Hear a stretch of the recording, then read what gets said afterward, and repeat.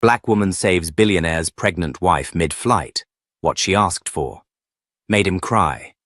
35,000 feet above the Atlantic, chaos was unfolding in first class. "She can't breathe! Someone help my wife!" The desperate cry pierced the cabin, dragging groggy passengers out of sleep and silence. Lights flicked on, heads turned. A flight attendant rushed forward, nearly slipping on the plush aisle carpet. In seat 1A, Preston Aldridge, Wall Street tycoon, hedge fund legend, household name, was gripping his wife's pale hand with trembling fingers. Vivian Aldridge, elegant even in distress, was slumped sideways in her seat, her mouth gasping like a fish pulled from water. Her skin had taken on an alarming bluish tint. She was 31 weeks pregnant. "Is there a doctor on board?" the flight attendant shouted, panic cracking through her professional tone. No one answered. Passengers looked at one another, unsure whether to help or hide.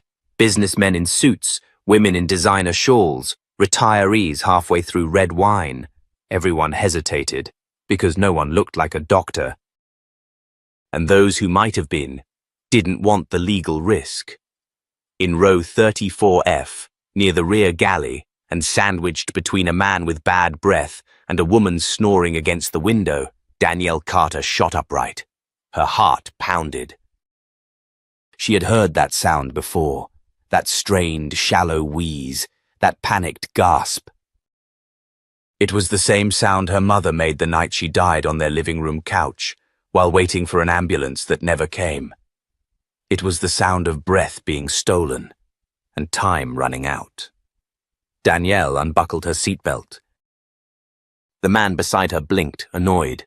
"Sit down. They asked for a doctor." Danielle ignored him. She slid past, clutching the lanyard around her neck with her TSA ID and the travel badge from the Global Health Equity Conference in London. She knew it wouldn't mean much to anyone, but it was all she had. As she reached the curtain separating economy from first class, a flight attendant blocked her. "Ma'am, please return to your seat. We need a medical professional." "I know what's happening," Danielle said calmly but firmly. "She's pregnant, short of breath, cyanotic." "I think it's a pulmonary embolism. I need access to her now." The attendant hesitated. Danielle's voice wasn't pleading. It was commanding. Still, the uniformed woman glanced her up and down. Mid-20s, black, locks pulled into a loose bun, hoodie zipped halfway, jeans faded at the knees. She didn't fit the image of someone who belonged up here. Then a voice boomed from the front. "For God's sake, someone help her!" It was Preston, shattered, raw. Danielle pushed past the attendant and entered the luxury cabin. The contrast hit her like a wall. The soft lighting, the champagne flutes still on side tables, the massive reclining seats. And there, in the midst of it, Vivian, slumped and grey. Danielle dropped to one knee beside her. "I'm Danielle." "I'm trained in emergency response. I think you might have a blood clot in your lung. I'm going to help, okay?" Vivian's eyes fluttered. Barely conscious. Preston looked at Danielle, eyes bloodshot and frantic. "You're a nurse?" "I was in medical school." "Took a leave to care for my grandmother. I know what I'm doing." Gloria, the senior flight attendant, appeared beside her, cradling the emergency kit. She handed Danielle the stethoscope and pulse oximeter. Danielle clipped it to Vivian's finger. "Oxygen at 82%, dangerously low." "Has she had leg swelling recently?" Danielle asked Preston. He blinked. "What?" "One calf bigger than the other." "Pain, tenderness, anything?" He shook his head. "She mentioned soreness last night, but she said it was nothing. God, it's not nothing. It's likely a deep vein thrombosis that dislodged. This altitude makes it worse. We need to act fast." Danielle looked at Gloria. "She needs aspirin, oxygen now, and if there's an injector with anticoagulants, we'll need it." Get the captain. We need to land. Vivian started seizing, a convulsion that made her limbs jerk and her head roll to the side. Preston screamed. Danielle grabbed her jaw gently, repositioned her head, cleared her airway, and began rhythmic instructions to Gloria, who was already prepping the oxygen mask. A man in a tailored suit stood up across the aisle. She's going to kill her! That girl's not a doctor! Danielle didn't flinch. Call legal if you want.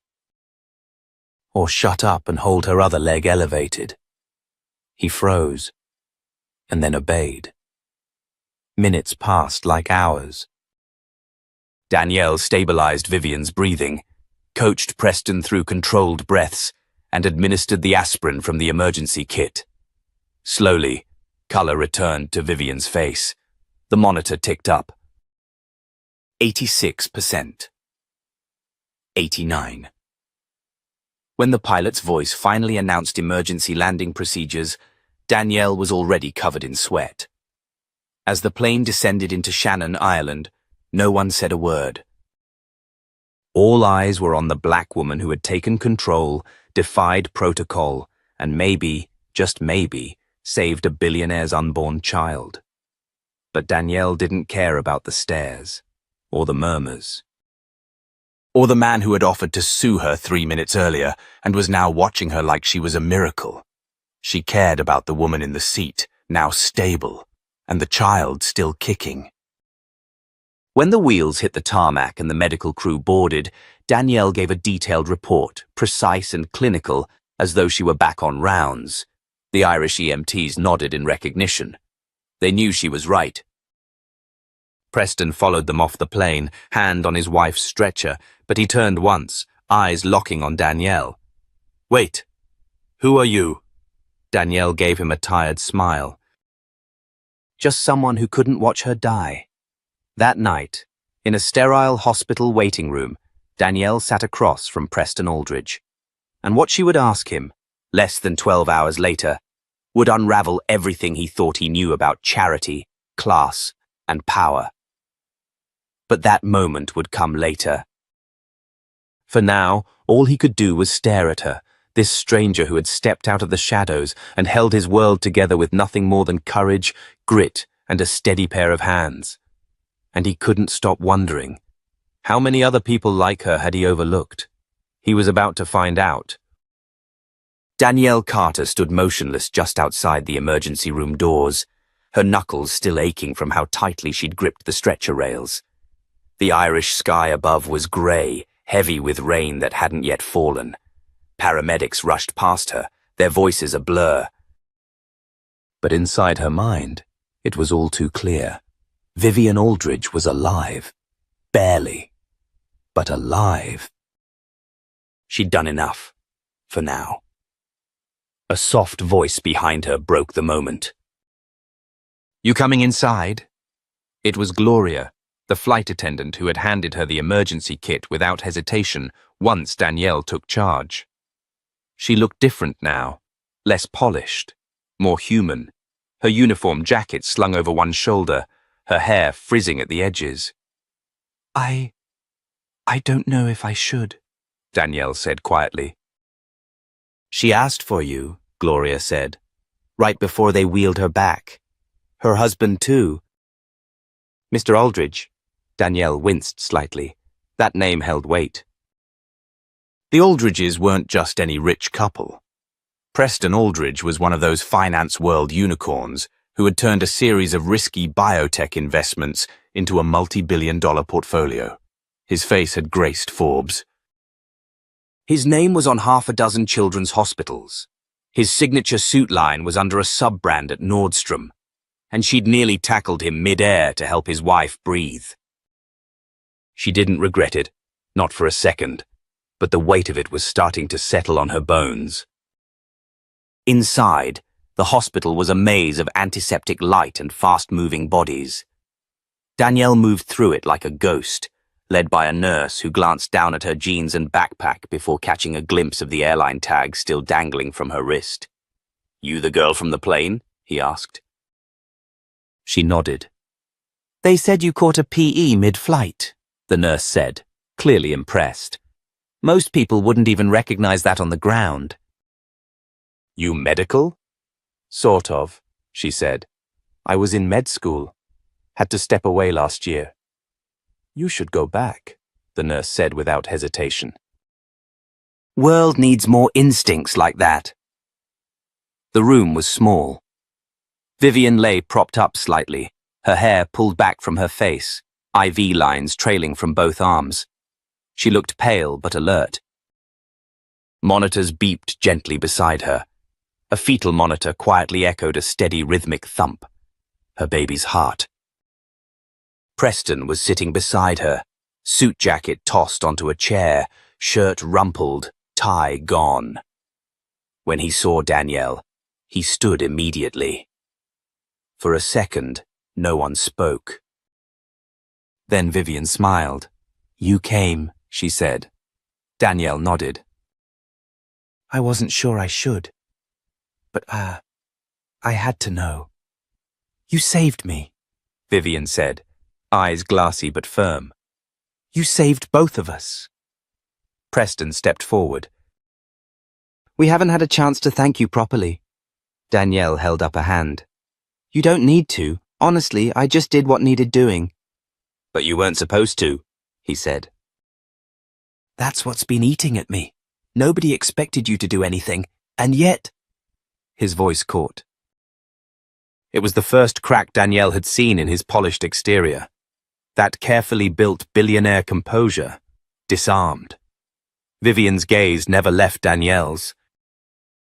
I need to ask you something. Of course. When you saw what was happening, why did you speak up? So many people were looking away. Why didn't you? Danielle took a breath. Because I knew what it looked like when no one came, she said quietly. When the ambulance takes too long, or the nurse assumes you're exaggerating, or the ER makes you wait until it's too late. My mom died on our couch while I begged 911 to hurry. I was 10. The room went completely still. Vivian reached for Danielle's hand.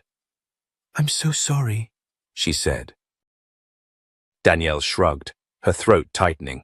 That's the system, but I couldn't let it happen again. Not to anyone. Not if I could do something. Preston sat down slowly, his eyes unreadable. I've spent a lifetime building things, he said after a beat. Hospitals, labs, but I've never saved a life with my hands. What you did, it wasn't just smart. It was brave. Danielle didn't know what to say to that. She wasn't used to praise, let alone from men like Preston Aldridge. Do you want to become a doctor? He asked suddenly. Yes, she said, before she could even think about it. It's all I've ever wanted. Then why aren't you in med school now? Danielle hesitated. My grandmother, she raised me. Her health got bad after my mom passed. COPD, arthritis, a dozen medications. And we couldn't afford both care for her and tuition, so I chose her. Preston sat back, visibly processing the information. I want to pay for your school, he said bluntly. Danielle froze. I mean it, he continued. Full ride. Anywhere, whatever it takes. She blinked. That's generous? But it's not what I want. Now it was his turn to blink. It's not? Danielle shook her head. Not for me. Not just for me. Vivian leaned forward. Then what do you want? Danielle's voice steadied. She had practiced these words in her head 100 times. Just never thought she'd say them to someone who could make them real. There's a free clinic in my neighborhood, Southside Atlanta. It's underfunded, understaffed. My mom went there before she died. My grandmother still does. But it's falling apart. No one wants to invest in places like ours. I want a real community health center. With diagnostics, specialists, preventative care. A place where people don't have to wait until it's too late. She paused. If you really want to thank me, help me build that. Preston stared at her, stunned. You're asking me to build a clinic? No. I'm asking you to build a future for people who never get asked what they need. The silence that followed was thick. And then, to Danielle's surprise, Preston laughed softly, a breathless, incredulous sound. You just turned down a personal scholarship to ask for a clinic? Yeah, she said. I did. Preston looked at Vivian, then back at Danielle. His eyes were misty now. Jesus, he whispered. That's what made me cry. Vivian reached out and squeezed Danielle's hand again. We'll do it, she said, no hesitation in her voice. We'll make it happen. Danielle exhaled. Not in relief, in belief. Because for the first time, someone with power had actually listened. She didn't want a favor. She wanted justice. And tonight, in the most unlikely of places, it had begun. The video went viral before Danielle even stepped off the plane. One of the business class passengers, an attorney from San Francisco, according to his Twitter bio, had quietly recorded her working on Vivian mid-flight. The footage showed Danielle kneeling on the carpeted floor of first class, sweat on her brow, hands steady as she gave calm, clinical instructions while chaos swirled around her. It had over 1 million views before they even cleared the tarmac in Ireland. By the time Danielle checked into the modest hotel room the airline provided for passengers, her phone was vibrating non-stop. She had no idea how people had even found her number. Unread messages stacked in her inbox, notifications flooding her home screen. But she wasn't ready for the attention. Not yet. She silenced her phone and sat quietly on the edge of the bed, hands folded in her lap. Across town, Preston Aldridge sat at the foot of his wife's hospital bed holding her hand in both of his. Her breathing was steady now, the monitors calm. The baby's heartbeat thumped steadily through the fetal monitor. But Preston couldn't stop thinking about the image of Danielle, this young woman in a hoodie and sneakers, who had taken control of a life-or-death situation with more composure than half the surgeons he funded. He knew people would try to make this about her race, her age, her background. He knew because those were the same unconscious calculations he'd made when she first stepped forward on the plane. And now, he hated himself for it. She's extraordinary, Vivian whispered, as if reading his mind. She is, Preston said quietly. I meant what I said, Vivian added. We're building that clinic. Preston nodded slowly. We are. But it wouldn't be that easy. Because the system they were about to challenge wasn't built to welcome people like Danielle, or to allow people like Preston to shake it up without resistance. The next morning, a soft knock on Danielle's hotel room door startled her. She opened it to find a sharply dressed woman holding a leather portfolio. Mid-40s, sleek bob, tailored coat. She looked like someone who belonged at the top of a boardroom table. Danielle Carter? The woman asked. Yes, Danielle said cautiously. I'm Julia Hale. Mr. Aldridge's chief of staff. May I come in for a moment? Danielle stepped aside, unsure what this was about. Julia entered, took a brief look around the small hotel room with no judgment on her face, and sat on the lone desk chair like she'd done it 100 times. Mr. Aldridge asked me to begin logistics for the clinic you mentioned. Danielle blinked.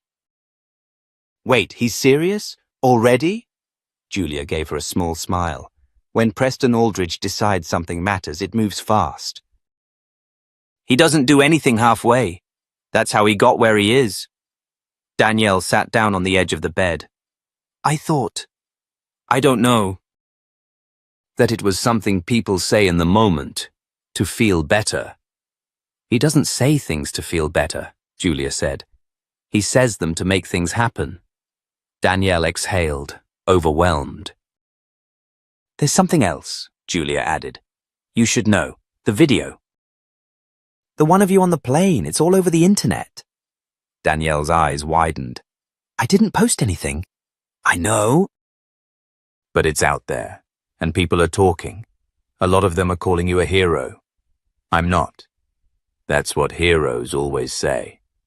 Danielle rubbed her temples. I don't want this to be about me. It already is, Julia said softly.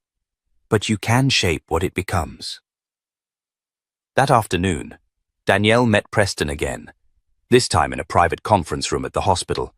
He looked exhausted but energized, his sleeves rolled up, tie loosened.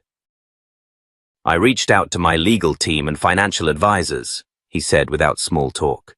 We can fund a full-service clinic, but it needs to be structured the right way. Not a vanity project. It has to last. Danielle nodded. It needs to be in the community. Not just dropped into it. Agreed. So we partner with local leaders, bring in staff who live in the neighborhood, people who understand the challenges. And no branding it after your foundation, she added. This isn't about you. That made Preston laugh. Fair. Can we name it after your mom? Danielle's throat tightened. Her name was Lorraine. Then we'll call it the Lorraine Health Center. The moment felt surreal, but real, until the email arrived. It was sent to Preston's executive inbox, flagged urgent. Danielle only saw his face shift as he read. What is it? She asked. Preston turned the screen toward her. Subject: Lorraine. Center Project. Urgent advisory. From Nathan Berkeley, Legal Counsel. Preston, we've received notice from Fulton County Zoning Board that any proposed medical construction at the suggested site will be delayed pending further review. There are questions about licensing, and a competing property development firm has submitted a claim on the land. Danielle's stomach dropped. I don't understand, she said. That's the lot next to the community center. It's abandoned. Was abandoned, Preston muttered, jaw tight. This isn't about zoning, it's political. Danielle looked at him, eyes sharp. Someone's trying to stop this. He nodded. Welcome to the world of billion-dollar land development. Your neighborhood just became a threat. It was the first time Danielle saw real fire in Preston's eyes. Not money fire. Not Wall Street fire, but something older, angrier. They think they can block it, he said. They don't know who they're messing with. Danielle didn't flinch. Neither do you. He smiled faintly. Fair enough. That night, while the rest of the world shared Danielle's story in hashtags and trending clips, a quiet war was beginning. Not over headlines, but over who gets to matter and who gets to decide. Danielle had saved a life in the air. Now she would fight for many more on the ground. And the opposition was just getting started. The conference room at the Lorraine Foundation's temporary office was packed. Not with lawyers or developers this time, but with members of the Southside Atlanta community. There was Mrs. Thompson, who'd run the daycare 2 blocks over for 30 years. Jerome, who drove the mobile pharmacy van on weekends. Pastor Green, whose quiet baritone had a way of commanding even the most chaotic neighborhood meetings. And now, sitting across from them in pressed slacks and a collared shirt that didn't quite match his rugged demeanor, was Preston Aldridge. Danielle sat beside him, not behind, not across. Preston cleared his throat. I'm not here to tell you what your neighborhood needs. I'm here because Danielle told me what it needs. And now I want to hear it from all of you. It wasn't polished, but it was honest. There was a beat of silence. Then, like a slow-moving wave, the room came alive. Specialists who take Medicaid. Transportation vouchers for seniors. They can't get across town. Bilingual staff. Half the folks I see every Sunday are scared to even walk into a clinic because no one speaks Spanish. And keep the lobby open after 5, added one woman sharply. People got jobs. We can't always show up in the middle of the day. Danielle scribbled everything down. Preston listened. For the first time, he wasn't the one giving instructions. He was absorbing. But just as the momentum built, the door cracked open. A man in a navy suit and smirk that had been cultivated in country clubs stepped inside. He didn't knock. Just walked in like he owned the air. "Mr. Aldridge," he said smoothly, holding out a manicured hand. "I'm Grant Lockwood, legal advisor for Midtown West Holdings. We have some overlapping interests." Danielle stiffened.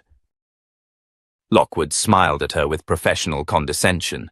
"And you must be Ms. Carter." The woman behind the Sudden Passion Project. Preston didn't shake his hand. "What are you doing here?" he asked flatly. "Just wanted to extend a courtesy," Lockwood said, stepping closer. "You may want to rethink your plans for the South Side build. That lot's caught up in some entanglements. Would be a shame to waste time on a pipe dream."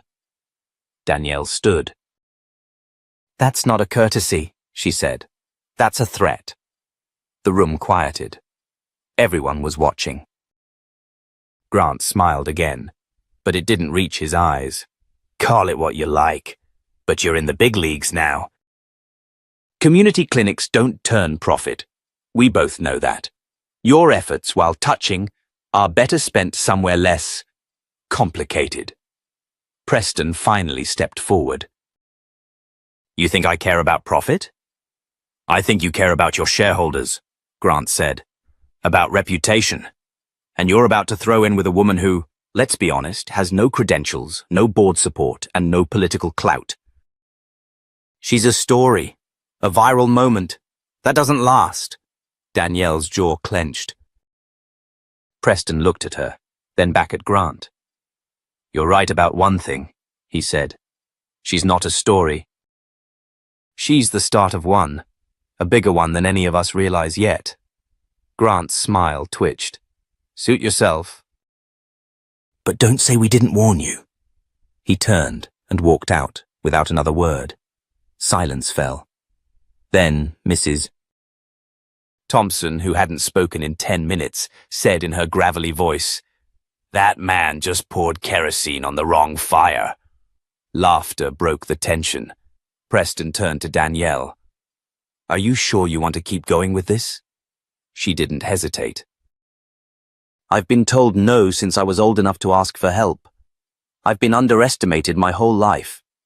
But if the worst threat he can throw is that I'm just a story, then let's make sure it's one they can't stop reading." Later that night, Danielle returned to her grandmother's apartment. Beatrice was in her chair by the window, her oxygen machine humming quietly beside her, a blanket folded neatly over her lap. Danielle kissed her cheek. "You feeling okay?" "I'm fine, baby," Beatrice said. "But I saw that man on the news, the smug one. What did he say to you?" Danielle sat beside her. "That I'm just a moment, that this won't last." Beatrice nodded slowly. "You tell him moments are how movements start." Danielle smiled, but there was something tight in her chest. A quiet fear, not of losing, but of letting people down. "Grandma," she said softly, "what if I mess this up? What if I asked for something I can't actually make happen?" Beatrice turned to her, her voice low but fierce. "Then you get back up. You keep pushing." "That's what we do, not because we're invincible, but because we don't have the luxury of stopping." Outside, a storm was rolling in. Rain tapped against the windowpane. And somewhere across the city, Preston was sitting in his penthouse office, rereading Danielle's notes from the meeting. He had seen pitch decks from Fortune 500 companies with less clarity than what she had scribbled in that notebook. He opened his laptop and started drafting a new internal memo. Subject: the Lorraine Center. Next steps. He didn't see Danielle as a charity case. He saw her for what she was becoming. A force no one would be able to ignore much longer. And if Lockwood thought he could scare them off with a smirk and a warning, He'd clearly never tried to outmaneuver someone who had already faced worse just trying to survive. They weren't building a clinic anymore. They were building a reckoning.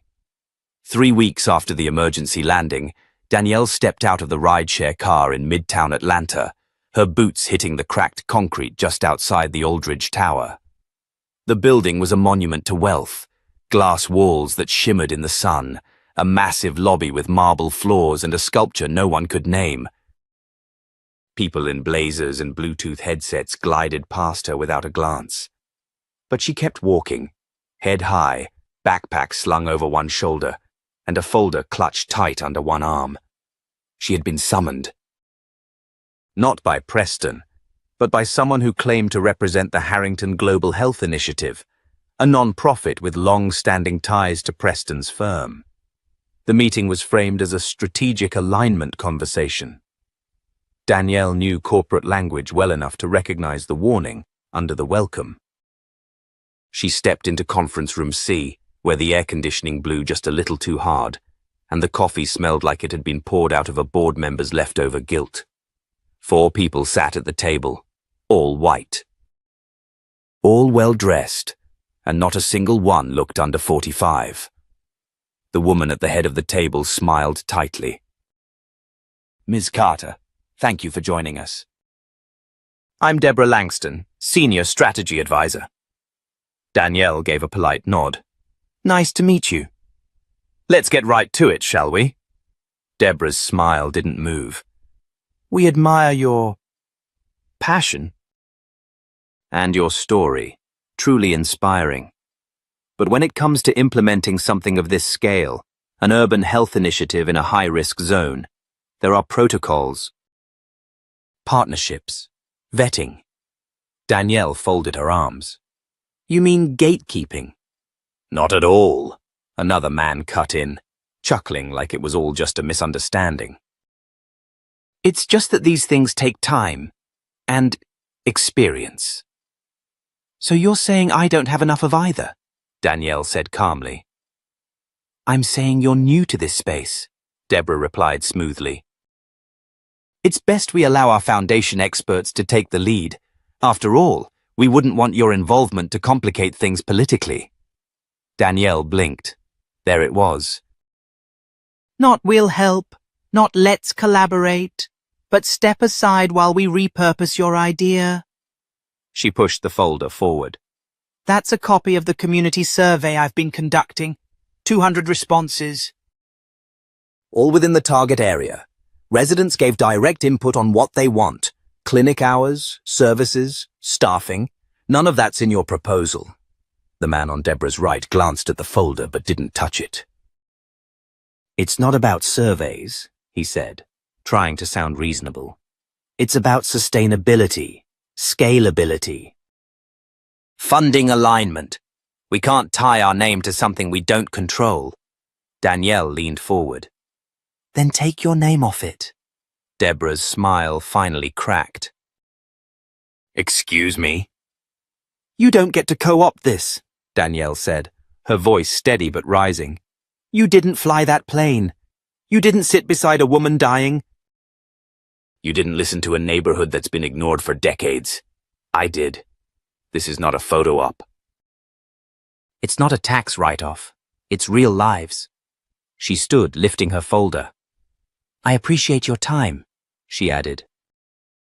The room went quiet as she walked out. No one stopped her. Outside, she stood under the sharp Georgia sun, phone in hand, pulse pounding. She dialed. Preston picked up on the first ring. "How'd it go?" he asked. "They want to take it," Danielle said. "Turn it into a campaign. Remove me from the face of it. Maybe keep a quote or two for the press kit." Silence. "I thought this was different," she added. Preston sighed heavily. "I'm sorry. You brought them in," she said quietly. "You trusted them. I did, and I was wrong." Danielle took a deep breath. "Then fix it." She hung up before he could respond. That night, Preston sat at the foot of his daughter's crib, watching her sleep. Vivian walked in with a glass of water, her expression knowing. "What happened?" she asked. "They tried to cut Danielle out." Vivian's jaw clenched. "I knew it. I vouched for her." "I promised her it would be different." "Then keep that promise." Preston rubbed his hands over his face. "They're not just donors, Viv. They're power players. "And if I cross them?" "If you don't, you're complicit," she said. He looked up at her, eyes searching. "She saved our lives," Vivian said softly. "She asked for nothing, and gave everything. If we don't back her up now, then maybe we didn't deserve what she gave us." The next morning, Danielle's phone buzzed. "Unknown number." She hesitated, then answered. "Danielle Carter." "Yes." "This is Senator Lila Morrison's office." "The senator saw your name mentioned in an internal memo regarding the Lorraine Health Project. She'd like to meet. Privately." "Are you available this week?" Danielle stared out her bedroom window, the early sun casting long shadows on her grandmother's porch. "Yeah," she said slowly. "Yeah, I'm available."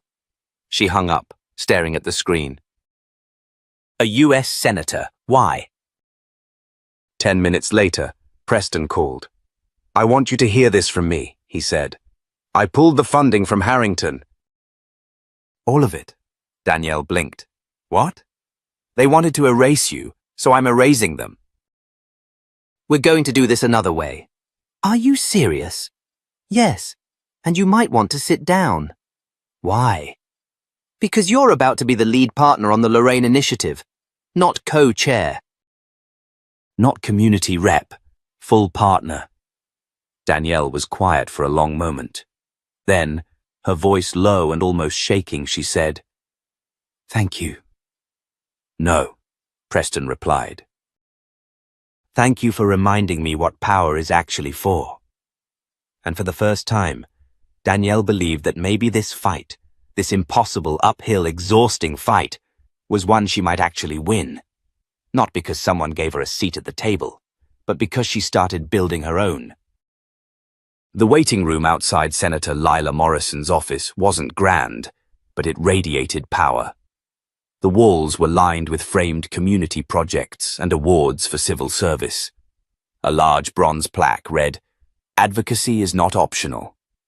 Danielle sat on a leather bench, hands folded in her lap, more calm than nervous. She had already faced death at 35,000 feet, verbal ambushes from developers in boardrooms, and polite attempts to erase her from her own idea.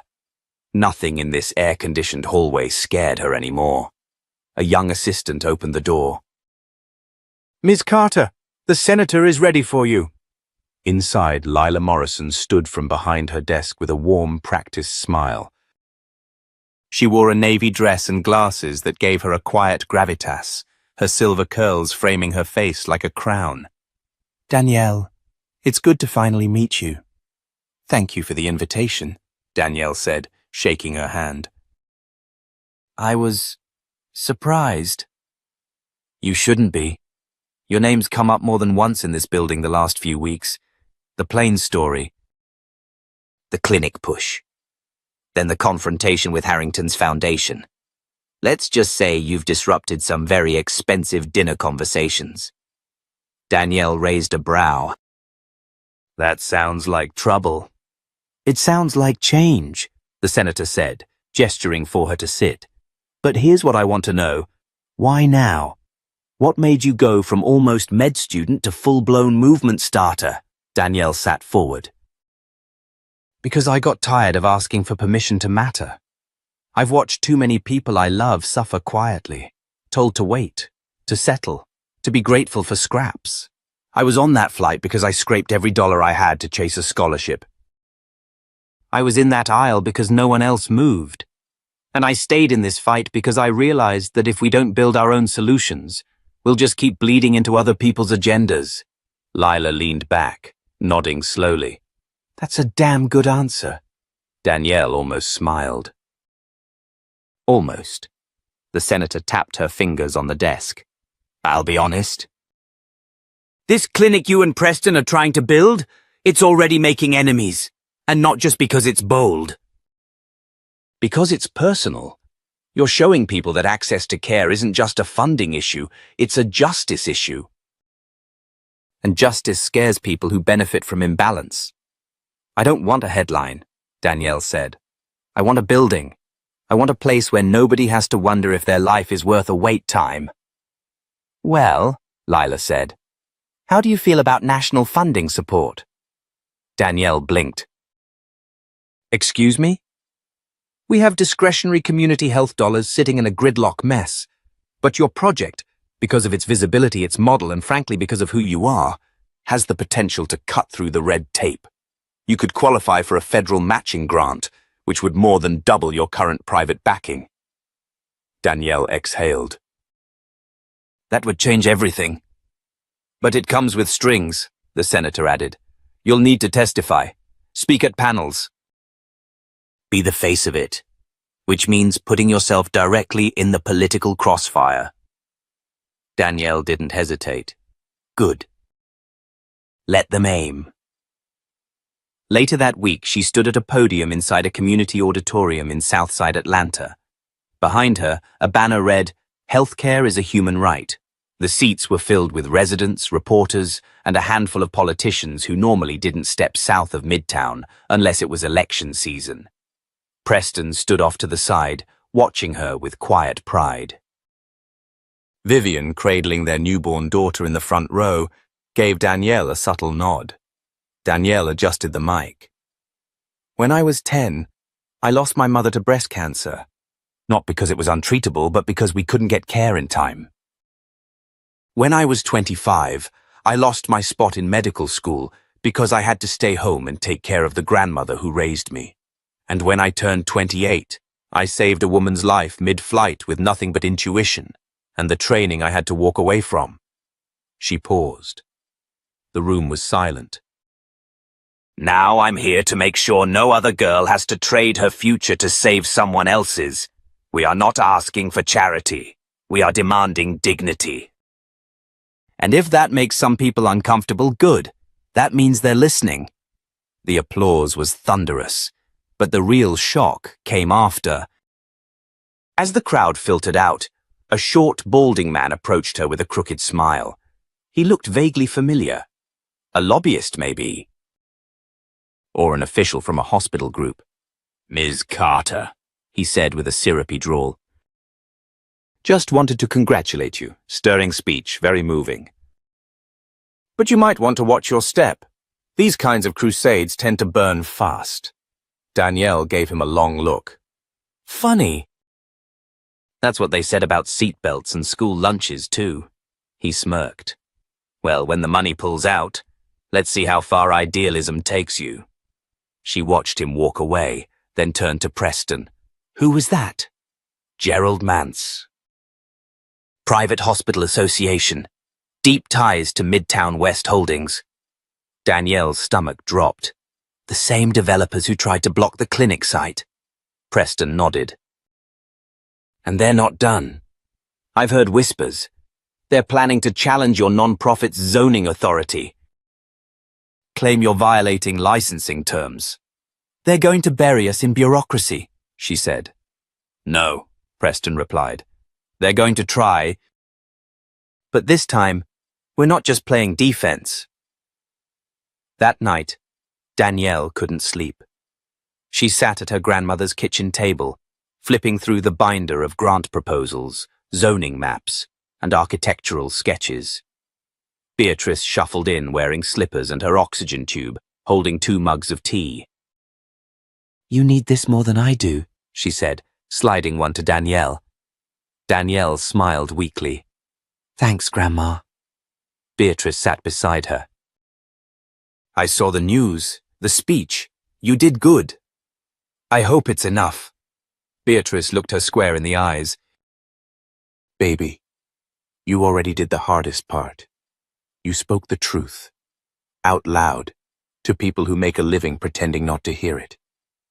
Danielle leaned her head on her grandmother's shoulder, silent for a moment. "They're coming for us." Beatrice sipped her tea. Then let them come. They don't know who they're up against. The next morning, Danielle woke up to another headline. Clinic leader Danielle Carter faces legal threat from Midtown West Holdings. But below it, trending faster than the smear, was another. #Stand with Danielle. She wasn't alone anymore, and neither was the fight. They didn't just come for her. They came for everything she'd built. At 6:43 a.m., Danielle opened her front door to find a courier standing on the porch, expression unreadable. He handed her a thick envelope marked Official Notice of Compliance Violation. Her stomach dropped before she even tore the seal. Inside were the words she had dreaded but somehow known were coming. A formal cease and desist from Midtown West Holdings and a lawsuit alleging misrepresentation of zoning use, illegal fundraising under a non-verified non-profit status, and unlicensed health planning. 3 pages of jargon boiled down to one message. Stop, or we'll crush you. Danielle sank into the couch, the envelope limp in her hands. 10 minutes later, Preston called. I just got the same notice, he said. They're trying to freeze the funding accounts, Danielle whispered. They want to bury us in legal fees before we even pour concrete. They don't want the clinic to fail, Preston said. They want you to fail. Publicly. So no one like you ever tries this again, Vivian's voice broke into the background on his end. Then we give them a different ending. Danielle looked up at the wall, at the photo of her mother standing on the front porch in the summer of 1994, hand on her belly, laughter frozen in time. She took a deep breath. I'm not stopping, she said. Neither was the community. That afternoon, news vans lined up in front of the empty lot, where the Lorraine Health Center was supposed to break ground. Danielle stood behind a folding table, a stack of the cease and desist letters in one hand and a mic in the other. We've been told to wait our turn, to prove ourselves, to let someone else decide when we deserve care. Today I'm here to say, our turn is now. A cheer went up from the crowd, neighbors packed shoulder to shoulder, mothers in scrubs, grandmothers with walkers, young kids holding hand-drawn signs that read, We need care, not condos.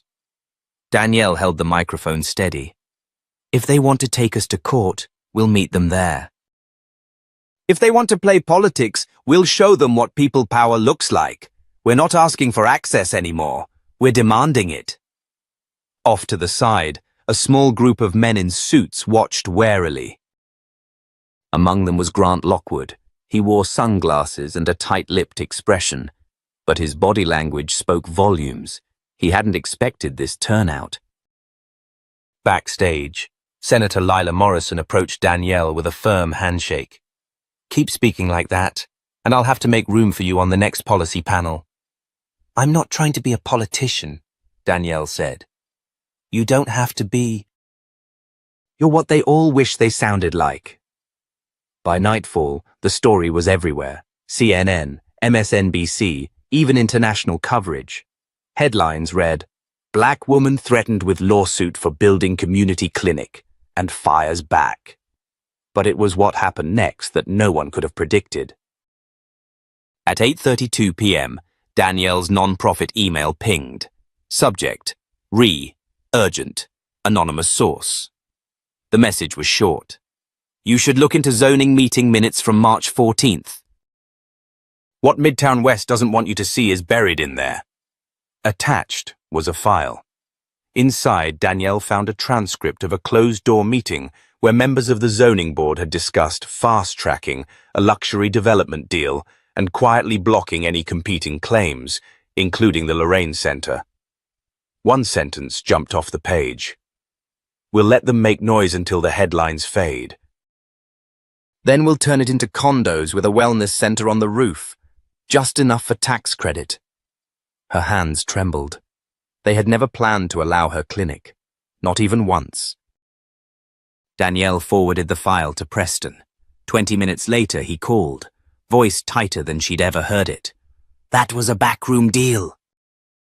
If this gets out, it's not just a zoning scandal. It's corruption. They plan to use my name, my story, let it play out and then sweep it off the board. They're going to regret underestimating you, Preston said. I'll call my legal team. Not yet, Danielle said. Let me handle the first move.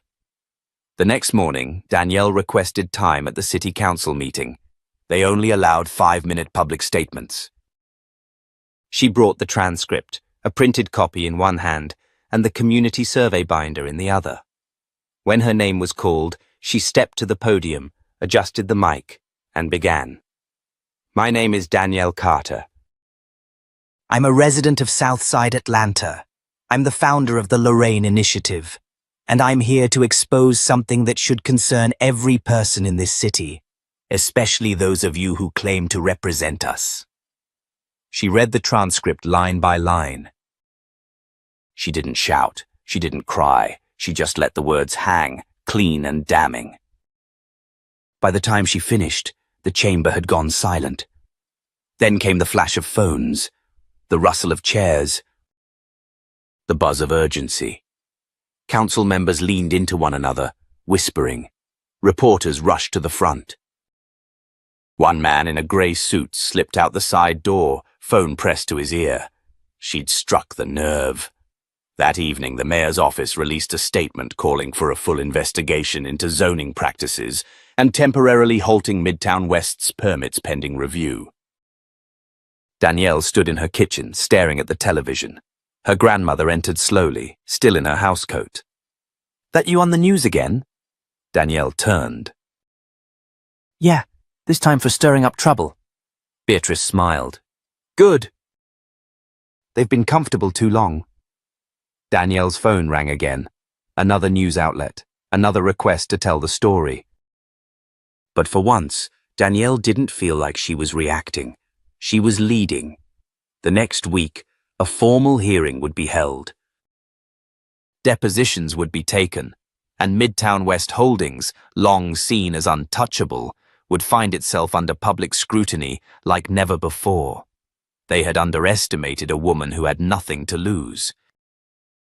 And now, they were losing control. Danielle knew the fight wasn't over, but it was the first time she felt it in her bones. They were no longer just defending something. They were taking ground. And this time, she wasn't asking permission. 6 months later, the morning sky over Southside Atlanta looked different. The cranes were gone. The silence that had once blanketed the neglected lot at the corner of Auburn and McDaniel was replaced by a steady hum, workers smoothing concrete, nurses unloading boxes, children chasing one another between rows of folding chairs as final preparations were made. The Lorraine Community Health Center was opening, and Danielle Carter was standing at its glass front doors, taking in what no one believed could happen. The building wasn't massive. It didn't gleam like a high-rise in Midtown. But it was proud, clean, intentional. Glass walls welcomed light. The community mural, hand-painted by local students, wrapped around the west side in vibrant color.